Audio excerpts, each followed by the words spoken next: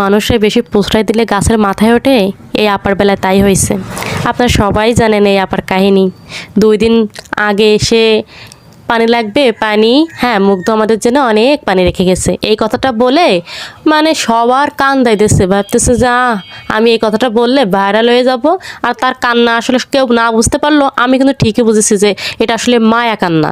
এই আপার আসলে স্বভাব চরিত্র কেমন জানেন, মানে কাউরে ডেকে নিয়ে আসে এমনভাবে অপমান করে দেবে, আর সে সম্পর্কে তো বুঝবেই না, তার কোনো নলেজই নেই। সেদিন একজনের বলল যে লুঙ্গি ড্যান্স কোন সিনেমার গান, হ্যাঁ কি না, আমি জানতে চাচ্ছি হ্যাঁ কি না, মানে মানে কি বলবো আসলে, কি এইটা কি কোনো সংবাদ উপস্থাপকের কথা হতে পারে আপনারা বলেন। তারপর আর একটা কি কথা ছিল, হাওয়া ভবনকে আপনারা আবার উদ্বোধন করতে চাচ্ছেন, মানে কি রে ভাই, হাওয়া ভবন আয়না ভবনের ভিতর পার্থক্যই তো তুই বুঝিস না।